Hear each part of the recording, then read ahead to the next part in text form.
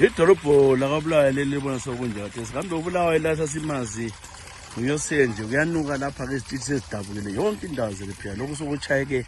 8 months ngokutsho kwabahlali balendawo entaba zinduna flats bakwethu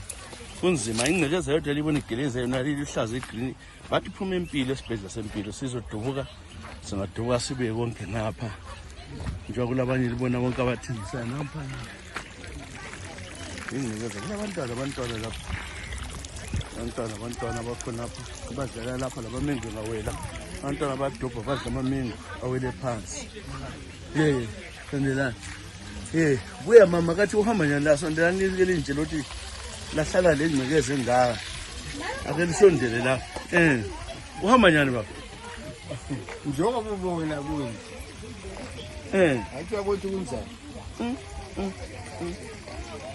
simpilo yende hlala lengcekeze la athi kube le green la hayi lapho into esesabela kuphela ngabantwana njengoba ubona bechophunga nje okunye bakucacele kuphakathi kugcina kwadubuka nini la 8 months lokwadubukayo bomama sondelani lapha lizokutsho likhuluma ukuthi niphila njani na kunje la ake lisitshele ngesitishi seni lesi ake sitshele kisande kwenzakalani kwadubuka nini Kwadubuka last year hayi sithwele nzima lapha sure. Sokusiyaku 6 months ukuthi. Sokusiyaku 6 months. Siphila kunje lama windows sivula hlaka sivalile. Kuyanuka. Sokuphuma ofudu babe bebuya ngomjelo belandela amanzi wona la hambe stitching. Impilo yakho nenzima. Akula impilo eright la. So manje lithi kuthiweni lapha ku council ithini Hayi council ibizo sincedisa. Sena reporter yini Saripota kaningi sama reference number amaningi afika about 10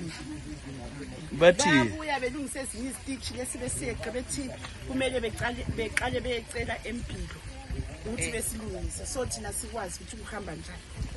udla njani wona khona bakunuka mina ngilaphambi kwasisithi khona sela kujwayela asajayela sezwabele ukunuka kwami khona impilo yangu nomunye nangiyana yathengisa vele kunomsika khona pha abantwana bayaza diyankhona hayi amamengo lawo esihlahleni akaweli phakathi labedoda Phakathi. badobha abantwana bathenga ifrozen ngapanya iwele phakathi alesabe imkhuhlane abantwana bazile uyahamba abantwana kanti ama-resident alila chairman ama-resident